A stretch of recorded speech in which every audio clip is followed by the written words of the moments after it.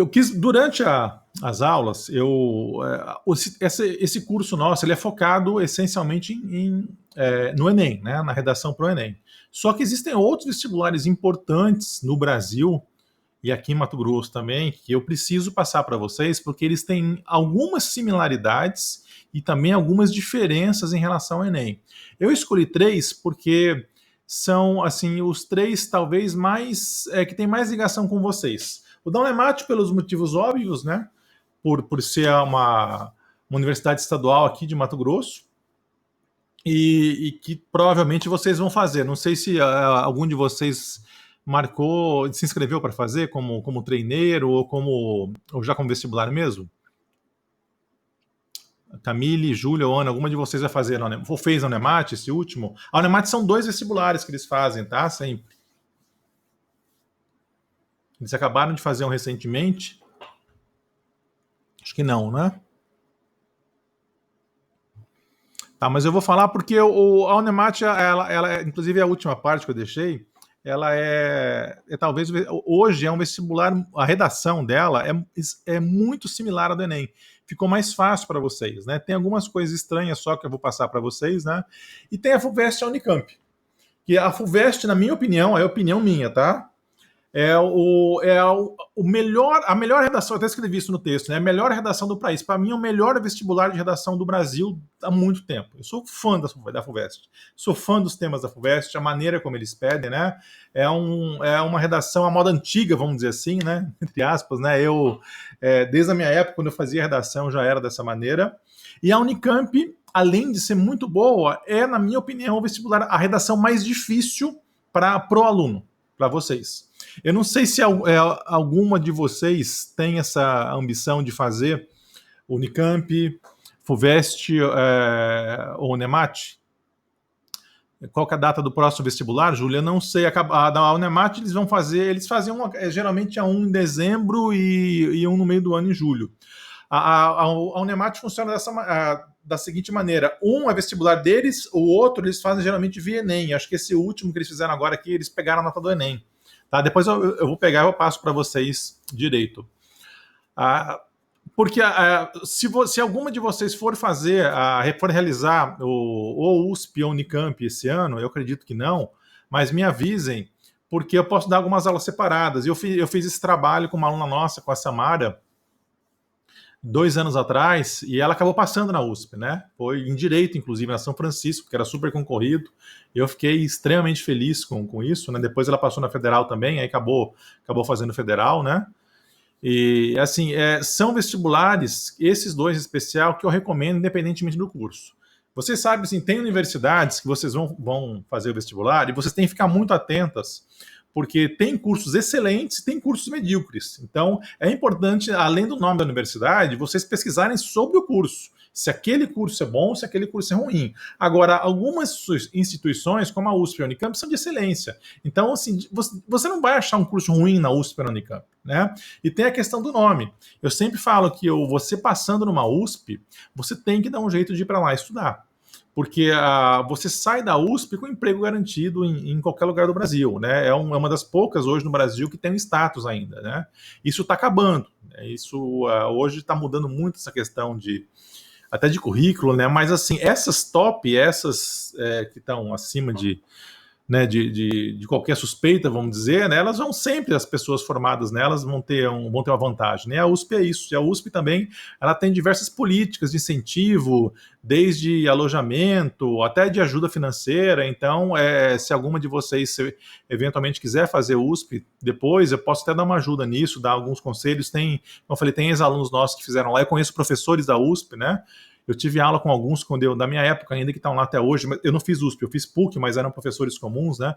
E eu converso. E hoje eu queria falar do vestibular dessas duas. Antes da Unemat eu vou deixar pro final, tá bom? Vamos começar lá então? Então vamos lá, começando pela FUVEST, né? O que eu coloquei aqui, que é talvez a melhor redação do Brasil. Quando eu falo melhor redação, é o melhor vestibular, né? Ela tem uma diferença específica, gente, em relação ao Enem, tá? Que é a proposta de intervenção. O vestibular da FUVEST não tem proposta de intervenção. Vocês não precisam se preocupar com isso. Mas, por outro lado, é um vestibular difícil que ele te pede uma reflexão filosófica. Então, assim, vocês vão ter que ter uma argumentação até melhor do que no Enem, tá? E esse limiar aí sobre o que escrever, de sair do tema, é complicado. Então, nesse tema, nesse inteirinho, vocês têm que tomar muito cuidado com isso, né? O que mais eu coloquei aqui? É o mesmo formato dissertativo argumentativo, isso para vocês é uma vantagem. Então, eu já falei sobre isso na primeira aula, né? O que é o formato dissertativo argumentativo? Onde você opina com argumentos sobre o tema proposto. Né? Então, é o formato de redação que vocês estão acostumadas a escrever. Só que, como eu falei, ele não pede proposta de intervenção. A USP ela tem uma outra peculiaridade. Quase todos os vestibulares exigem um título. Então, é muito importante. Aliás, não só na FUVEST. Na FUVEST, na Unicamp e até na Unemat, prestem sempre atenção no enunciado. Se ele pede um título e você não coloca, você perde ponto aí, de cara. Tá? Na USP, eu não sei, o manual deles não está claro quantos pontos perde, mas você pede. Então, se ele pedir para você colocar um título, e geralmente a FUVEST pede, você tem que colocar. Se não pedir, aí fica teu cargo. Você não vai. Aí é como Enem, né? Você pode colocar ou não, que você não vai ter desconto, né? Mas se ele pedir, você tem que colocar. Então sempre verifiquem isso antes, em especial na da FUVEST, né? Então, eu coloquei alguns temas, eu procurei na internet, eu peguei dos últimos 12 anos, só para vocês terem uma ideia de como é um vestibular complicado, e eu destaquei os últimos 5, tá? Então vamos lá ver o que foi pedido na FUVEST de maneira geral. Deixa eu até aqui tranquilo, né? Em 2008 pediram Mundo Digital. Vocês vão ver até que alguns temas aí foram pedidos depois no Enem ou vice-versa, tá? São temas até comuns.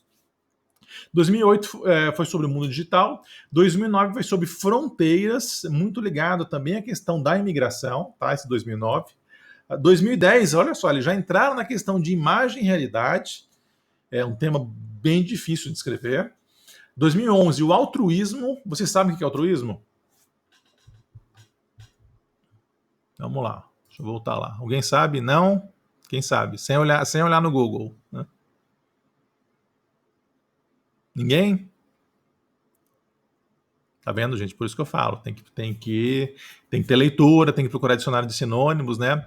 Altruísmo é quando você faz o bem a alguma outra pessoa de maneira desinteressada, tá? As pessoas altruístas são essas, tá? São aquelas que fazem o bem de maneira desinteressada. Então, qual foi o tema? O altruísmo e o pensamento a longo prazo ainda tem lugar no mundo contemporâneo? Olhem que tema complicado, né?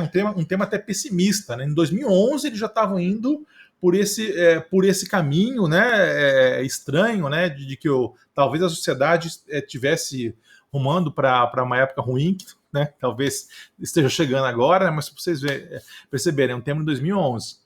2012, participação política indispensável ou superada. Então, eles pediram nessa tema. É um tema, por exemplo, que jamais cairia no Enem, tá? Participação política. O Enem puro. Até pela maneira de ser dele, né? Jamais vai pedir isso, né? Mas eles pediram na FUVEST. 2013, consumismo. Né? Esse sim é um tema fácil de escrever. 2014, envelhecimento da população. Tá? Para os alunos fazerem conjecturas sobre isso.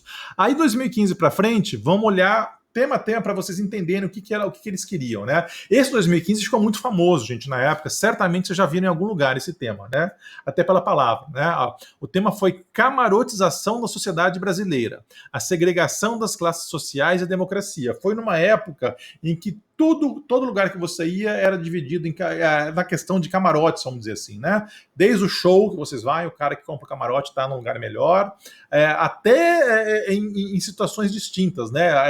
Eu lembro naquela época que saiu de até em algumas lojas a pessoa que ela tinha um status, ela tinha acesso a uma sala especial com uma outra atendente, né? E é um tema muito amplo, muito inteligente, interessante, né?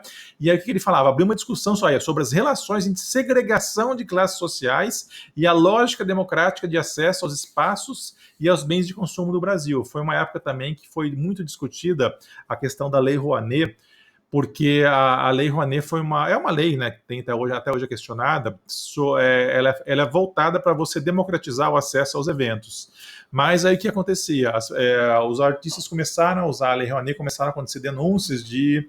Então você usava, mas, por exemplo, você deixava a parte gratuita que a Lei Rouanet exige para uma pequena parte, a maior parte comprava camarote. Você via muito isso em Carnaval em Salvador, né? Então os blocos eram financiados pela Lei Rouanet, e uma pequena parte, aquela parte fora do cordão era a parte, vamos dizer assim, gratuita lá, que de qualquer maneira teria que ser, né? Mas quem queria participar mesmo tinha que pagar, né? E, enfim, é um tema que é difícil, que fala sobre, principalmente isso, eles queriam que vocês falassem sobre essa questão da segregação de classes.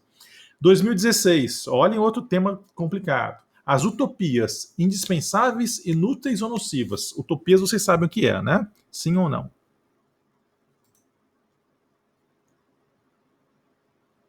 Sim, seria ótimo, Júlia, tá? Eu sou fã, inclusive, desse tema, né? Quando foi. Utopia, vocês sabem o que é? Quem sabe pode falar. Oi, Inclusive, Edu, eu vou falar pelo áudio. cortou o seu microfone, tá? Pode falar de novo, pode liberar.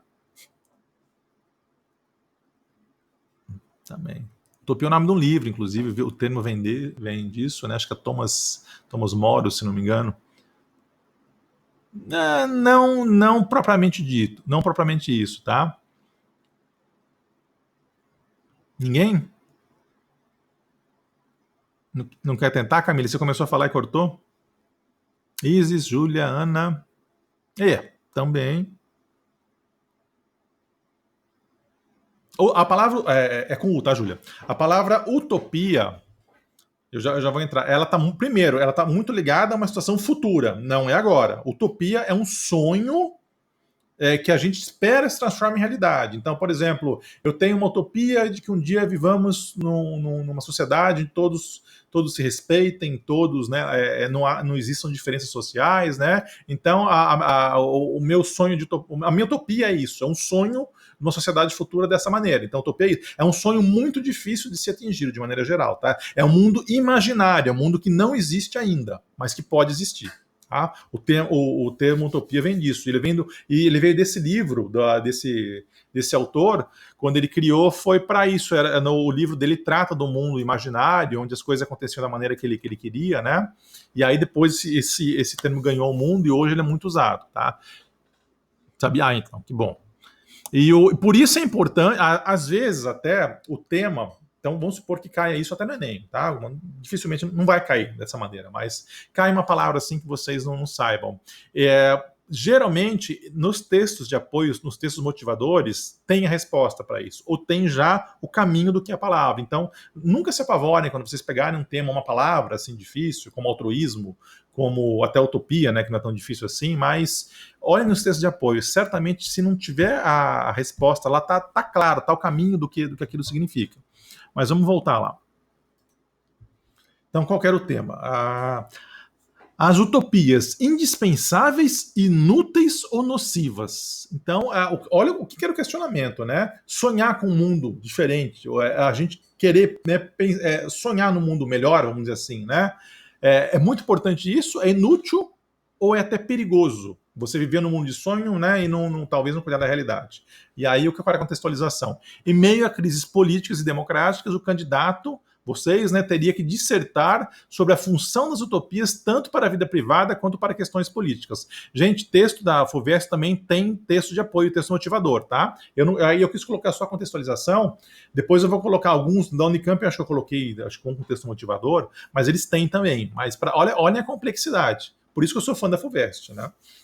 2017, apoiado no famoso texto. Então, o texto de apoio era o que é esclarecimento de Immanuel Kant, né? Immanuel Kant foi um pensador famosíssimo, vocês acham frases dele. Quando na faculdade vocês estudarem sociologia ou até filosofia, certamente vocês vão estudar o Kant. Essas são disciplinas que vocês vão encontrar no currículo de qualquer curso que vocês fizerem, tá? Elas são praticamente básicas, né? Mas vocês vão estudar Kant, certamente, ou de maneira mais profunda ou de maneira mais vaga. Então, qual era o tema? O homem saiu de sua menoridade. Então, o que era a ideia? Refletir sobre como o ser humano para se tornar era refletir como o ser humano para se tornar independente e, portanto, alcançar a maioridade necessita tomar suas próprias decisões. Então, a questão de nós assumirmos a responsabilidade sobre tudo o que está acontecendo na nossa vida e no mundo e tomarmos decisões ligadas a isso. De cara, já me vem à cabeça aquele tema, aquele famoso poema que eu passei na aula passada, né? Estava entre dois caminhos, escolhi o menos, né? O mais rápido ou de menor movimento, isso fez toda a diferença. Então, olhem as associações. As associações num tema da FUVEST são as mesmas que vocês devem fazer no tema de Enem. Mas olhem que tema lindo também esse daí, né? 2018, o penúltimo deles, né? Aí, ó. Vocês lembram da exposição do Queer Museu, né? Que foi foi alvo de protestos, que foi uma exposição que ela foi feita para provocar em 2017. E aí uma das coisas foi que apareceu, acho que uma criança, deixaram uma criança andar por um corpo nu. Vocês lembram de toda essa repercussão que aconteceu na época? Ô, Iago, não tinha te visto aí. Então, inclusive, foi até tema da campanha da última eleição. Ficou famosa uma imagem de que aparecia uma mãe, que ela era uma exposição. Lá em São Paulo vocês veem muito, aqui também, de vez em quando tem, né? Aquela exposição em movimento. Né? Então havia um artista performático, era um homem, ele estava nu, e apareceu uma criança andando ao redor dele. E aí começaram algumas pessoas a ligar isso à pedofilia, a uma série de situações, mas o intuito não era esse da exposição, era causar realmente choque, né? Então, e aí que isso causou até hoje, né? Isso aí e a USP pegou isso daí. A USP faz muito disso. Ela pega um acontecimento que causou um rebuliço, vamos dizer assim, né? E pede a redação. Eu também sou fã deles por isso, né? Porque o queer, ele não foi só ligado a isso. Ele teve outras, aquela que ficou famosa, mas teve muitas ligadas a assuntos de LGBTQ, sempre temas polêmicos, né? A intenção daquela exposição era essa. E aí, a discussão foi exatamente essa. Devem existir limites para a arte? Então, assim, esse é um tema que você pode pegar um caminho mais conservador ou um caminho mais libertário, vamos dizer assim, mais reacionário, né, entre aspas, que você pode tirar a mesma nota, só que você precisa justificar, né? Então, é um tema que te dá abertura, tá? Então, mas foi baseado nisso. E o último deles, né, agora 2019, né? Ela focou no processo histórico, de que maneira o passado contribui para a compreensão do presente. É um tema, na minha visão, fácil, né?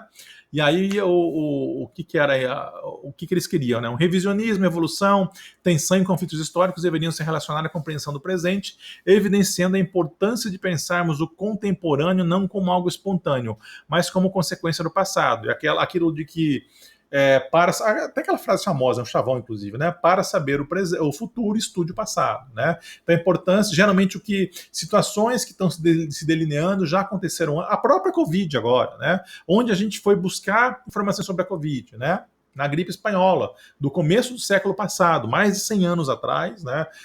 Foi uma situação similar, aconteceu, morreu muita gente, tiveram que fechar as escolas, e aí na reabertura também teve toda aquela situação. Na época eles resolveram liberar aulas em ambientes ao vivo. Hoje, inclusive, tem muitas escolas fazendo isso, tá? Dando aulas ao vivo, inspiradas naquilo, né? naquela questão, porque aquilo lá foi uma solução que eles deram, que eles acharam inteligente, né? Então, e aí também sobre uma série de outras coisas, né? Sobre ditadores, sobre até períodos, né? Históricos conturbados ou melhores, né? Então, geralmente já aconteceu no passado, sempre tem uma explicação lá, e a redação era para vocês trabalharem isso. Essa foi a última da FUVEST. Como eu falei, é uma redação, eu sou fã, ela é diferente, então qualquer um desses temas vocês construiriam de acordo com os 4 primeiros critérios do Enem, menos o 5º. Vocês não precisam dar uma solução, eles não querem uma solução, eles querem entender o que você pensa sobre o assunto. Por isso a FUVEST ela é tão inteligente, ela quer ver o raciocínio crítico, não é nem lógico, é o raciocínio crítico do aluno, se ele sabe fazer uma crítica social ao tema. Né? Então ela mexe com isso em vocês, né? Então acho que todo professor de redação, o sonho dele é aluno fazer essa redação e passar, e tirar uma nota alta, né? tá? E se algum deles um dia quiser, algum de vocês, né, quiser fazer, me avisem que eu posso fazer um trabalho diferenciado com isso, porque não é a mesma metodologia de vocês treinarem para o Enem. Como eu falei, a redação para o Enem é um pouco matemática em algumas coisas. Ela é matemática, por exemplo, no C2 e no C5. Tem a maneira, a USP não. A USP é muito fácil você se perder. Mas, ao mesmo tempo, se você vai bem numa redação de USP, não tem como você ir mal numa redação de Enem. Não tem como. Né? Ela desenvolve o teu raciocínio lógico de uma maneira, crítico de uma maneira absurda. Tá? Unicamp. Agora, essa é a parte mais pesada. Né? Aqui complica para vocês um pouco. Né? Eu fiz na minha adolescência, eu fiz 2 vestibulares na Unicamp. Né?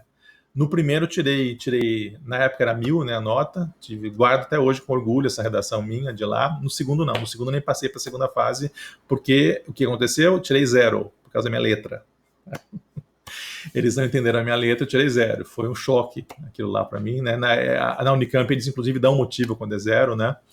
E, enfim, trauma que eu carrego até hoje, né? Por isso que eu falo a importância também de vocês capricharem nisso, né? Então eu fui dos 2 extremos, de nota 1000 para 0, né? Em 2 anos distintos. Mas a redação do Unicamp, ela deixa eu voltar lá, ela é tão complexa, deixa eu ver quem mais entrou agora aqui, tá. Ela é tão complexa quanto a da FUVEST, só que ela tem uma outra pegadinha.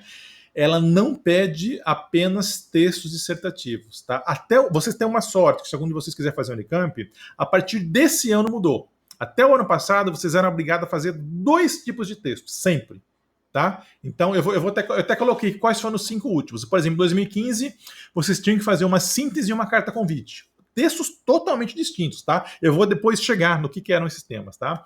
Em 2016, uma resenha e um texto de divulgação científica, olha só. 2017, uma carta e um texto de apresentação. Em 2018, uma palestra e um artigo de opinião. Aí o artigo de opinião entra mais no texto dissertativo, né, que vocês fazem. E no último do ano passado, um abaixo-assinado e uma postagem em fórum. Olhem, 5 anos, 10 tipos distintos de texto. Tá? Completamente distintos. Então, eles sempre... Agora... Se algum de vocês for fazer a partir de agora, tem uma mudança. A Unicamp já colocou a partir desse ano, vocês vão escolher. Elas vão continuar dando 2 temas, sempre, só que você vai escolher o que você vai querer fazer. Tá? E aí, o ideal é sempre vocês realizarem aqueles que vocês se sentem mais confortáveis. Né? Então, vamos lá. Quais foram esses temas? Né? Só para a gente entender um pouco. Até aqui tranquilo, né, gente? Qualquer dúvida, vocês me parem aqui. Quais foram esses temas aqui da Unicamp? Em 2015, foi a síntese e a carta convite. O enunciado foi: os candidatos deviam elaborar uma síntese sobre o tema humanização do atendimento à saúde, para apresentar num grupo de estudos. Então, eles contam uma historinha, tá, a Unicamp? Eles vão contar uma historinha, e aí dentro dessa historinha você vai ter que fazer o que é pedido lá. Essa é a primeira proposta, tá? Então, síntese, o que é síntese? É um resumo, tá? O nome já fala, você tem que saber o que é, né? Síntese é um resumo, né? Sobre humanização do atendimento à saúde. Então, a outra coisa difícil da Unicamp, o número de linhas, nem sempre são 30, tá? Tem redação que eles limitam a 10, limitam a 15, então vocês têm que prestar uma extrema atenção no enunciado da Unicamp. Que mais? E a outra, em 2015, era uma carta convite endereçada à comunidade escolar para uma reunião que busca discutir soluções para resolver conflitos violentos na escola. Então, o que é isso? Vocês fazem parte da escola, tá? Da coordenação da escola, vocês querem convidar o grupo, que tá com vocês, a comunidade, os pais, né, de maneira geral, para essa reunião, para discutir isso. Agora, como vocês fazem uma carta atraente, né, para os pais e consiga trazer o maior número de pessoas? Esse é o desafio. Então, olhem a diferença. 2016, vamos lá, mais uma, né? O que foi 2016? Foi resenha de texto e divulgação científica. A proposta cobrou uma resenha sobre a fábula de La Fontaine, contendo um resumo do texto e a relação da obra com o problema social, e um texto de divulgação científica a partir do texto O Induzido das Emoções, do neurocientista Antônio Damasio, né? Que tem até o curso famoso, né? Em homenagem a ele, né? Não, que ele criou. Então, 2 coisas completamente distintas. E olha, e naquela época vocês eram obrigados a fazer os 2. Você não podia escolher, tá? Você tinha que fazer as 2 linhas. Então, olhem como a Unicamp cobra isso. Não é à toa que no vestibular da Unicamp, né? Hoje eu não sei agora quanto é, mas na minha época, na primeira fase, era metade da nota a redação. Já era assim. Quando eu fiz, não eram duas, eram dois temas, era uma, mas já era nesse modelo, né? Eles já pediam diretamente ou dissertação, ou até narração tinha muito naquela época, hoje o pessoal não está pedindo mais, né? Então, olhem que tema distinto. 2017, já mudou, né? 2017 foi carta e texto de apresentação, tá até um pouco mais fácil. Uma das propostas, o candidato tinha que escrever uma carta para a seção do leitor de uma revista em resposta ao artigo intitulado A Volta de um Rio que Faz Sonhar, que estabelecia uma relação entre o Brasil cordial e a presença de estrangeiros no país. Então, no texto de apoio, você tinha esse artigo, tá? Então você tinha que se imaginar na situação de um leitor, você leu esse artigo, e aí você quer mandar... Desculpe, você quer fazer uma carta opinando sobre aquilo que você leu para aquela revista. Então, primeira coisa, você sabe que para você escrever uma carta, uma revista ela não pode ser longa, tem que ser uma carta já com os pontos principais que você quer. Você tem que tomar muito cuidado com a argumentação, já ir direto, não sair, você não pode tergiversar, você tem que ir direto no que você quer. Esse foi um deles, né? E o outro, vocês tinham que escrever um texto de apresentação de uma campanha de arrecadação de fundos para a biblioteca. Esse é bem mais fácil. Agora, esse é o problema, ou a questão do texto fácil. Vamos supor que fosse agora, esse ano. Até o ano passado você podia escolher. Desculpa, vocês tinham que fazer os dois. Esse ano você pode escolher. Eu vou garantir que se fosse isso esse ano, 90% iria fazer essa segunda, né? Porque um texto de apresentação da campanha de arrecadação de fundos. Só que é um tema extremamente fácil. Um tema fácil, eu já falei para vocês, a média vai lá em cima. Então é fácil para vocês e fácil para todo mundo. A média vai subir, mas não é todo. Para você tirar uma nota 10, uma nota 1000, né? Uma nota máxima nessa redação, você tem que fazer um texto espetacular. E é mais fácil você conseguir isso no primeiro texto, né? A Volta de um Rio que Faz Sonhar. Então, aí vai sempre de vocês, tá? Se você é uma pessoa boa para escrever, você tem um talento natural, você está acostumado, está com médias altas lá, quando tem uma situação dessa similar, meu conselho, opte pelo mais difícil. Você vai se destacar. Quando a pessoa escolhe o mais difícil, é igual ao ginástica olímpica. Não sei se vocês gostam de ginástica olímpica, né? Tem as finais lá.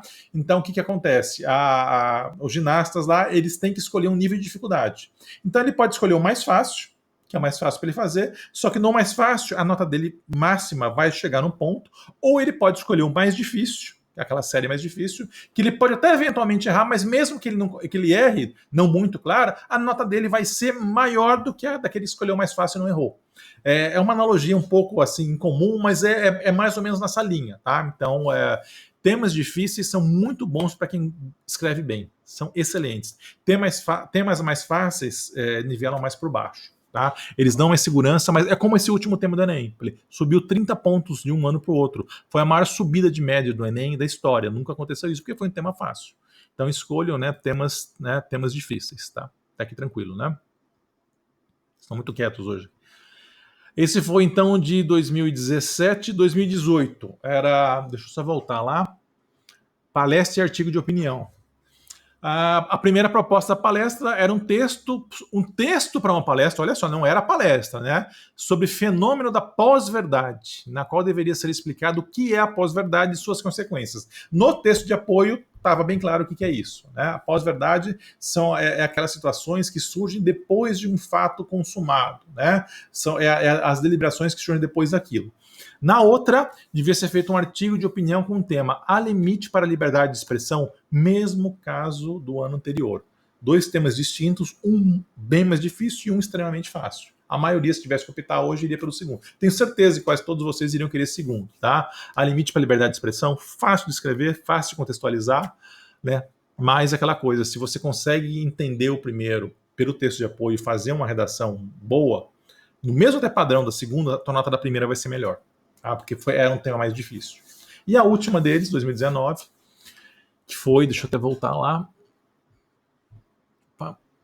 abaixo-assinado e postagem fora, até relativamente fácil, né? Fora a realidade de vocês, né?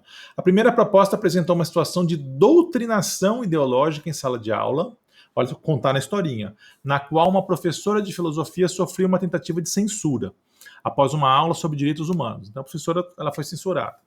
eu não lembro qual era o contexto, né? O candidato, então, devia elaborar um abaixo-assinado a favor, olha só, a favor da professora. Então, você era obrigado a se posicionar a favor dela. E contra a censura. Então, você jamais, por esse, a Unicamp, ela tem essa linha mais doutrinária, mais libertária, até mais ligada até essa questão política, tá? A USP é a mesma coisa. No Enem, jamais. O Enem não vai acontecer isso nunca, tá? USP e Unicamp acontece. Então, assim, eles querem alunos com esse tipo de pensamento. Você jamais vai fazer uma redação, por exemplo, de Unicamp ou de FUVEST defendendo a ditadura, ou falando que não teve golpe. Nunca façam isso. Por quê? Porque é o perfil da universidade. Tem um histórico. A PUC é a mesma coisa, né? A PUC, na década de 60, bem antes de eu nascer, né? Eu sou da década de 70, mas ela foi invadida, na época da ditadura, invadiram a PUC, né? Então, assim, a PUC até hoje, quando vou em São Paulo, eu visito lá, ela é muito impregnada por... Na PUC, por exemplo, eles não deixam a polícia entrar, é uma polícia própria. Tudo que acontece lá, porque as universidades, elas têm autonomia, acho que não sei se vocês sabem disso, né? Ela é como se fosse, vamos dizer assim, um país próprio, né? Então, ela tem autonomia de não deixar até a polícia entrar lá se elas quiserem. A PUC tem muito essa questão ideológica, né? Até hoje lá. E FUVEST e o Unicamp tem muito essa questão também, tá? Ideológica. Então, tomem cuidado se algum dia vocês forem fazer algum desses vestibulares, tá, com opiniões mais conservadoras. Eu não estou dizendo que vocês devem ter ou não devem ter, mas se vocês têm, não expressem. Porque são instituições de ensino que não querem alunos com esse perfil. Tá? Edu, isso é certo, isso é errado? É a maneira deles, tá? Eu não estou aqui para julgar ninguém. Então, perceberam, né? A dificuldade. Então, são textos, assim, bem distintos. Olha, em 5 anos não repetiram nenhum tipo de texto, tá? Foram 10 tipos de textos diferentes. O ano que vem eles podem pedir, esse ano, né, uma narração ou até um texto dissertativo, né, que é o padrão dos outros, mas agora vocês vão poder escolher. Tá? Então agora já é assim. Então a partir de 2020 vocês vão ter as duas opções e vocês vão escolher a que vocês querem fazer. Então Unicamp é isso. Como eu falei, é uma prova muito inteligente. Eu aconselho vocês a fazer. Tá? Até aqui tranquilo. E agora a parte de vocês, né? Aqui que eu falo, a mais ligada à realidade nossa aqui, até porque a instituição está aqui, que é a Unemat. Em relação a Unicamp e FUVEST era isso. Se algum de vocês eventualmente quiser fazer, me avisa, a gente auxilia vocês também, não necessariamente agora, nos outros anos, né? Ou vocês monitorarem também até prefeitos de transferência. Vai que um dia, sei lá, você conseguiu, você visualizou, olha, vai ter um processo seletivo na FUVEST de transferência, você pode tentar fazer, se você conseguir passar. Gente, são coisas que mudam a vida de vocês, mudam de patamar. Faz uma diferença enorme você fazer um ensino superior numa universidade top. Eu digo assim, você tem ao nível médio, hoje, para o mercado, de maneira geral, eu nem deveria falar isso, mas, né, é a minha função, assim, não faz muita diferença você fazer em, sei lá, vamos supor, nas privadas, porque você tem alunos excepcionais na mesma universidade e alunos medíocres em todas. Né? Então, hoje as pessoas... Tem muita... Hoje, na questão do mercado de trabalho, está acontecendo muito teste, os testes estão sendo aprimorados para exigir conteúdo, né? Porque tem cada coisa que a gente vê aqui que é, enfim, que é absurda. Né? A Unemat mudou muito também agora do ano passado para cá. É um vestibular mais próximo do Enem que vocês têm. Então, fiquem tranquilos em relação a isso. Aqueles vocês que fizeram a Unemat, vai ser um vestibular muito similar ao Enem, inclusive nas competências, tá? Eu até coloquei aí, eu tirei do próprio manual da Unemat, tá? Então, o que está aqui? A primeira diferença, a Unemat, eu acho que deixa eu até voltar aqui. A Unemat no Brasil, ela é a universidade que mais tem vagas destinadas a cotas. 60% das vagas da Unemat são para cotas, tá?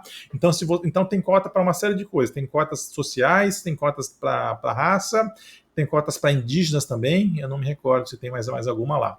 E só 40% não são para cotas. Então, primeira coisa, verifiquem quando vocês forem fazer se vocês não se enquadram em uma dessas cotas, né? Lá da Unemat. Se enquadrarem, tentem, né? Fazer.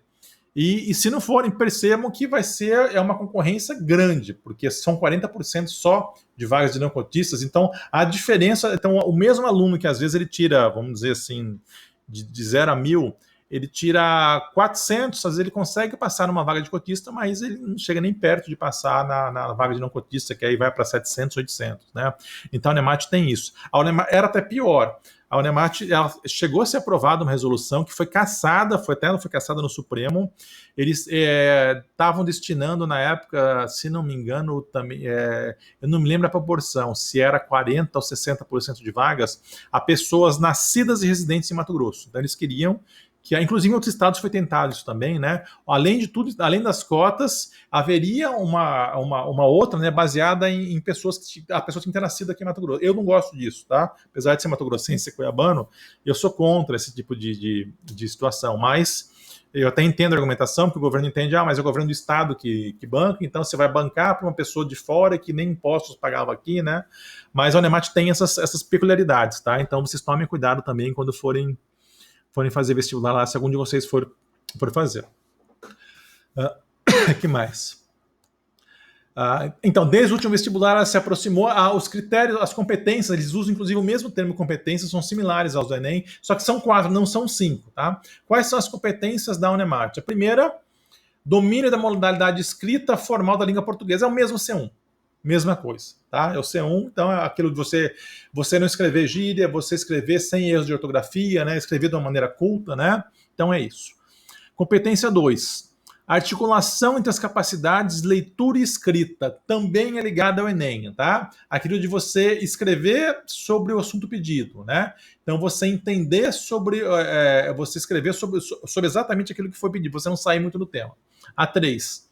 Capacidade de estabelecer relação entre o propósito da prova e a coletânea de textos fornecida. Olha já um pouco a diferença. Ela entra na 2 também, tá? Mas ela entra um pouco também na questão da argumentação e também do uso de textos de apoio, tá? Então, para mim, isso não é claro. E pior ainda, gente. O corretor da Unemat, ele recebe essa mesma metrificação, ele não tem um manual detalhado. Essa é uma crítica que se faz muito à Unemat. Então, inclusive, a Unemat ficou de revisar até para o próximo vestibular. O Enem, aquelas competências que eu passo para vocês, é aquilo lá, mas os corretores, eles têm um livrinho, se não me engano, são mais de 70 páginas, explicando tudo. Então, eles sabem exatamente o que eles podem e o que eles não podem fazer. Então, não tem como eles saírem. Então, as notas são mais padronizadas, não tem tanto desvio. Na Unemat, isso abre para muito desvio. E a competência 4, né, a capacidade para sugerir soluções, né, a proposta de intervenção. Aí eu ressaltei isso. A Unemat, entretanto, não explicita qual a proporção da nota, olha só, entre as competências. Então, por exemplo, no Enem você sabe que é 200 pontos de cada um, né, de 40 em 40. A Unemat não. A Unemat só fala o seguinte, olha, são essas 4 competências e a nota é em cima disso e a nota é de 0 a 10, tá? Não vai até 1.000, não vai até 1.000. Então, é muito vago isso, né? Então isso abre margem para uma série. Eu particularmente não gosto disso quando fica muito aberto assim, mas é a maneira que eles criaram, né? Inclusive tem um professor, até foi esse professor nosso, Sérgio Sintra, ele fez um artigo muito legal o ano passado, criticando muito, acho que foi até esse ano, tá? Saiu no vários jornais criticando muito isso, como isso abre margem para notas completamente distintas e cobrando maior uniformidade da Unemat, né? Por que o aluno não recebe o livro? Você está falando da Unemat? Daqueles livros que eles pedem de apoio? A Unemat, ela cobra livros para interpretação de texto, tá? Não pode. Porque o aluno não pode receber. Inclusive, eu vi uma vez só de uma professora nossa, eu já falei para vocês que corrige para o Enem, contrato de confidencialidade. Isso não pode nem vazar para a imprensa, tá? Então, inclusive tem multas pesadas, não pode.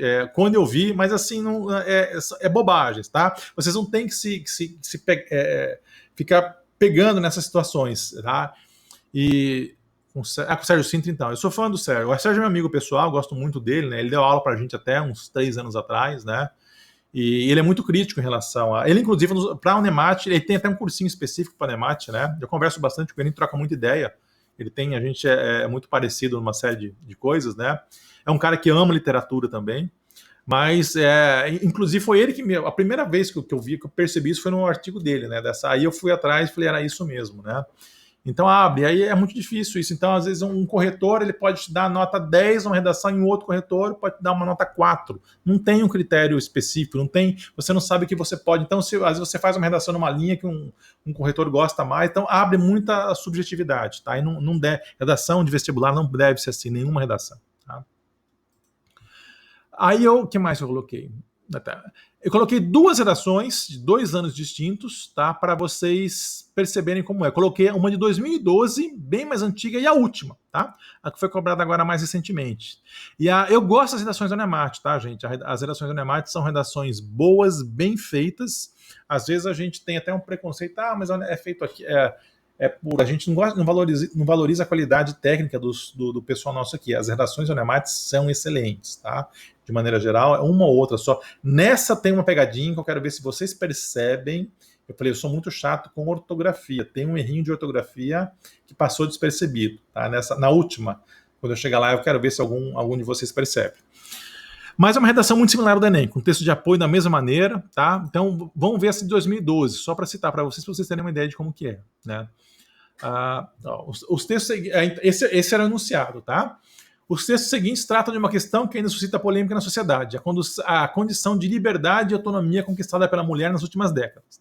Com base na leitura dos textos, na sua visão de mundo, redige um texto dissertativo argumentativo, igualzinho do Enem, sobre o tema, o papel da mulher na sociedade contemporânea.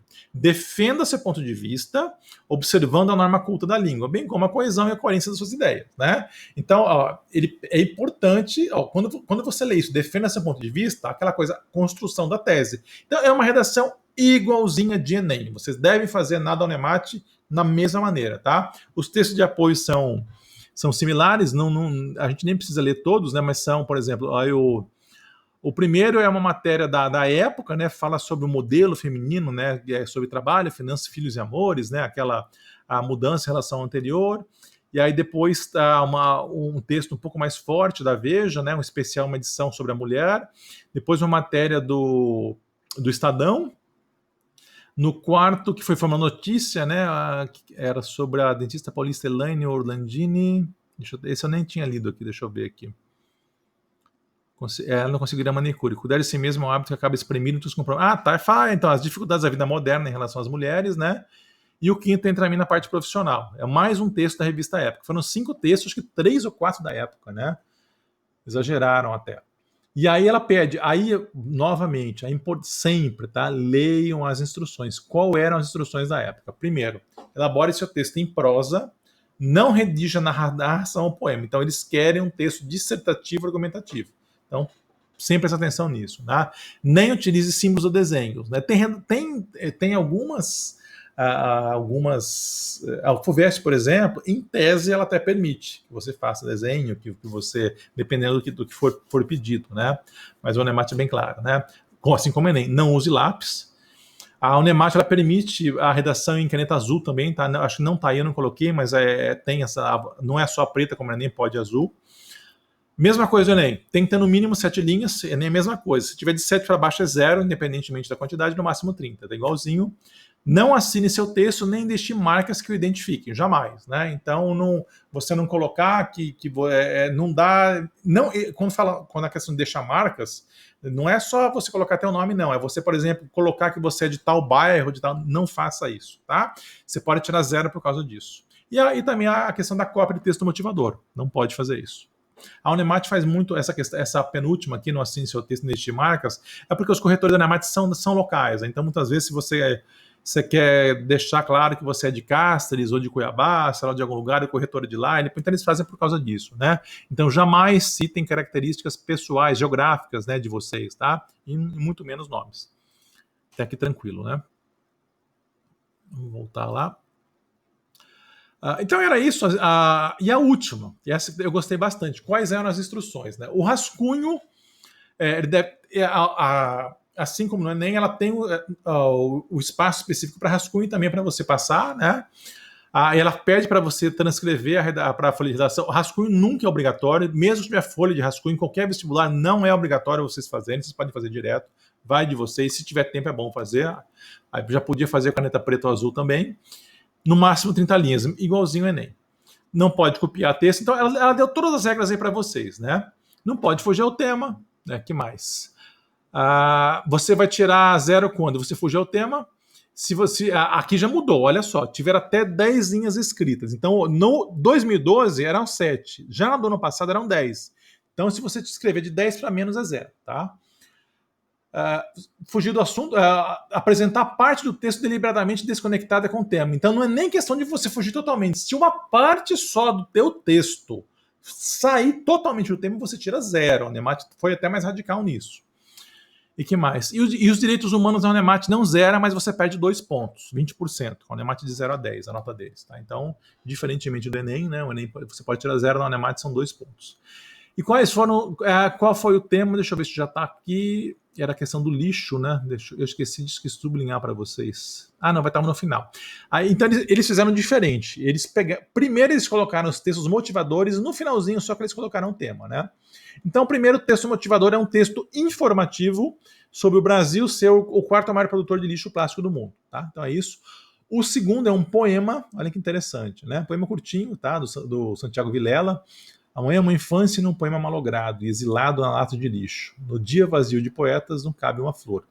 Eu particularmente acho muito bonito, tá? A Carline Caniata é uma editora local, tá? É um poeta local. A Unemat trabalha com autores locais, tá? O Sérgio, inclusive, reclamou muito que a Unemat, em alguns vestibulares, ela deixou de citar os autores locais, mas é uma tradição deles sempre pegar alguma coisa de autor local. Então esse foi um texto de autor local que eles colocaram, tá? Um poeta local. Que mais? O texto 3, um gráfico também, tá? É muito ligado até a 1, é lixo reciclado, lixo incinerado, com estatísticas, né?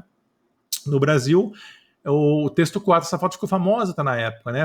É uma tartaruga presa numa rede de nylon, né? Uma foto que rodou o mundo, né? No litoral espanhol mediterrâneo. E aí vem a ideia do texto. Então, vocês liam o texto primeiro, então a Unemat fez de propósito para vocês primeiro lerem o texto, para depois já chegarem até mais tranquilos. Não. Com base na coletânea de textos norteadores nos seus conhecimentos, produz um texto sobre o tema o lixo, da educação às políticas públicas. Lembre-se que seu texto deve ser dissertativo e argumentativo. Para tanto, organize suas ideias de forma a estabelecer relações com a coletânea de textos, formas críticas e tal, aquelas coisas, né? A regra de lei. Não se esqueça que deve ser linguagem formal. A mesma coisa. Alguém percebeu alguma coisinha diferente aqui nesse tema? Sim e não? E é uma coisa que faz diferença na maneira como você vai desenvolver a redação. Eu vou voltar lá, tá? O tema é esse aqui. O lixo da educação às políticas públicas. Nada? Nenhum errinho? Deixa eu ver, tem 2 pontos? Tem. Não, mas os 2 pontos está correto, tá? Não é esse. A crase, exatamente. Tá? Sim. Aí que tá. Muda o sentido você colocar crase ou não. Depois, inclusive, os professores na época, quando saiu essa redação, questionaram, né? A Unemat não admitiu, mas nós temos certeza que esse texto, a ideia era com crase. Olhem a diferença que faz uma crase num tema. Se você fala o lixo da educação às políticas públicas com crase, você dá a entender que você quer que o aluno fale sobre educação e toda até a cronologia, o que vai desde a questão da educação até você chegar nas políticas públicas. Se você não coloca a crase aí, como está aí, da educação às políticas públicas, muda um pouco, tá? Ela vai mais no sentido assim, da educação, formam-se as políticas públicas, ele limita um pouquinho mais, tá, o tema. Então, às vezes, tem até aquelas pegadinhas, às vezes uma vírgula muda todo o sentido da frase, né, do texto, e esse foi um igual. Na minha visão, na da maioria dos professores de literatura, deveria ter a crase aqui. Não está errado sem a crase, só que muda o sentido do tema, um pouco, tá? Então aqui faltou uma crase aqui na época. Foi um errinho que, na verdade, acho que passou despercebido para a maioria, mas e era um tema fácil também, né? Então ele era um tema que vocês devem... E aqui sim, o Unemat, gente, vocês devem falar sobre Mato Grosso. É daqui. Né? Então aí é um tema assim, se eu fosse aluno, eu ia, né? Porque meio ambiente é a área que eu sou apaixonado. Então vocês poderiam entrar aí facilmente na questão até agora das queimadas, né? A questão da falta de educação que entra em queimadas e também está ligada ao lixo, sem educação de maneira geral da população, não vai adiantar nada você ter políticas públicas, toda política pública tem que passar pela educação. É um tema fácil, é um tema tranquilo de se fazer. 5 textos de apoio fáceis também, bem interessantes, e foi uma redação muito boa, com essa exceçãozinha aqui, né? E os temas da Unemat são geralmente assim, tá? São temas inteligentes e similares ao Enem. Então, se você vai fazer o Unemat, despreocupe-se em relação à redação. Igualzinho do Enem, tá? Até a maneira de fazer, tranquilo. Eu sei que eu já passei do horário, mas eu queria só tentar fazer uma discussãozinha rápida com vocês aqui sobre esse tema específico, tá? Da Unemat, esse último aqui. O que eu coloquei aqui? Vamos tentar elaborar um mapa mental de construção da redação. Se vocês fossem...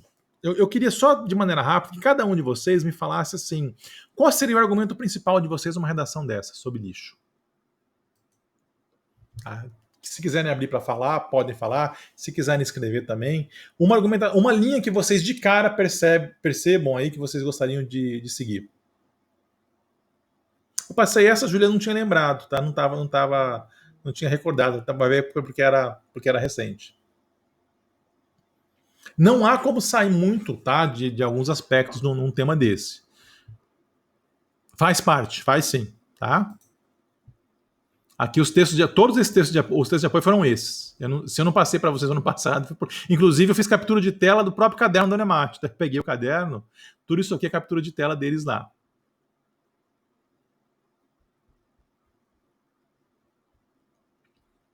E aí, alguém quer tentar, quer falar? O que vocês fariam? Quem que perdeu a aula?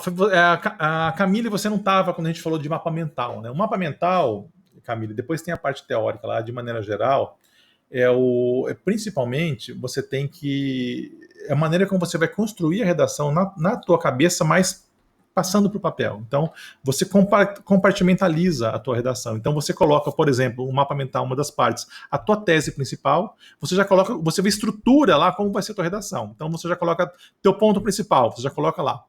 Os teus argumentos, teus dois... Lembra que eu falei? Redação de Enem básico. 2 ou 3 argumentos, não pode ter mais que isso, não vai conseguir. Proposta de intervenção, 2 argumentos. Então, o mapa mental é isso. Você já faz um resumo lá antes de passar para a redação. Qual é o teu argumento principal, que você vai citar na introdução? Quais são os teus 2 ou 3 argumentos que você vai desenvolver? Tá? E depois, na parte final, quais são as tuas ideias de intervenção?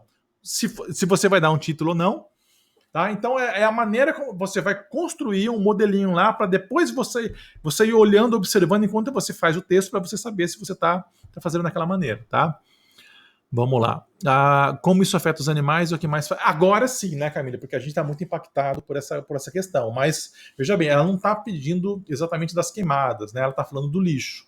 Mas uma linha, eu vou citar inclusive é um assunto que já sai na imprensa todo ano. A população das cidades aqui de Mato Grosso que fazem churrasco à beira dos rios e deixam aquele lixo lá. Na Chapada, isso é muito comum, né? Não sei se ainda era antes. Tá? A salgadeira, vocês lembram antigamente como era? Né? Então, essa é uma redação, diferentemente do Enem, que vocês podem citar esses casos específicos, porque é a realidade nossa. Eles querem até, tá? Você falaria sobre isso. Vamos lá. Você falaria sobre o lixo nos... Perfeito também, muito, até porque tem lá, né? Muito bom. Perfeito também, Júlia. Até porque foi um tema, tá? Excelente argumentação, tá? Também é muito bom. Então, voltando até naquela da Camille, talvez as pessoas agora impactadas pelas queimadas elas falassem nisso, mas é uma linha, você não tem que focar a tua redação nisso, tem que focar na outra questão, né? Você pode até impactar os animais, mas na questão de você precisa ter consciência. Então, você não pode ir e deixar o lixo lá, porque você sabe que o jacaré no Pantanal vai comer o saco plástico lá que você deixou, aquilo lá vai matar ele. É muito comum vocês verem, até pescadores, depois abrindo o peixe, acham pedaços de plástico dentro, até de papel de bala que as pessoas deixam, né?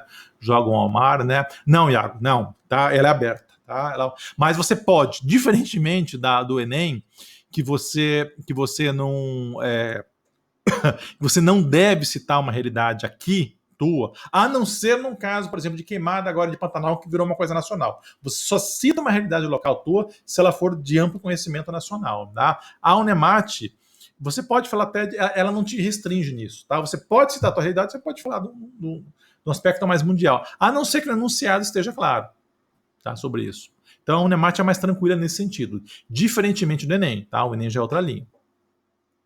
E não, você nunca pode, a não ser que seja um tema específico de Mato Grosso, mas eu não me recordo, Iago, tá? De um tema de Unemat que eles tenham pedido para vocês, para os alunos falarem só sobre Mato Grosso. Mas é mais ou menos essa linha, tá? A linha, o que eu queria pedir para vocês, então? Deem uma olhada depois com carinho até nesses modelos. Pelo que eu percebi aqui, nenhum de vocês vai fazer. Então, assim, eu vou deixar essa aula dessa maneira que tá aí. Não vou me aprofundar muito mais, até para não confundir muito vocês, tá? Eu quero focar vocês no Enem. Mas se futuramente algum de vocês se interessar ou quiser fazer um vestibular, uma Unicamp, uma FUVEST ou uma Unemat, que é mais... A Unemat nem precisa, porque é a mesma aula do Enem. Me avisem, que aí eu posso até dar umas aulas a mais sobre isso, que tá com essas coisas mais específicas, né? Então, mas aí, Camille, entra a seguinte situação, por exemplo, a Unemat até pode, o vestibular, o tema é escolhido mais próximo, mas o Enem, eu já falei para vocês, o tema é escolhido no máximo até o mês de maio. Ele já foi aberto até julho, hoje até maio, em maio encerra, né? Então, eu acho que dificilmente eles escolheriam o Corona para cair no Enem, talvez em biologia, numa redação, porque era muito no início. Então, a pessoa que faz a redação é um grupo de 30 pessoas, mas, assim, na verdade, quem escolhe é um grupo bem menor, de 3 ou 4. Eles têm essa preocupação também. Eles têm de, poxa, será que esse tema agora vai ter a mesma relevância na hora da aplicação do Enem?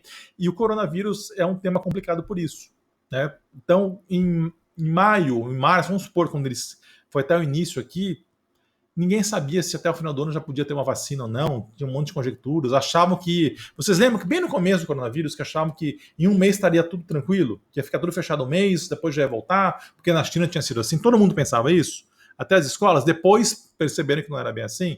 Então esse é um tema, por exemplo, o coronavírus, eu entendo que ele não vai cair em redação de Enem, certamente, por causa disso. Ele pode cair em biologia, pode cair ligado especificamente ou até algum outro assunto, mas não em redação por isso, tá?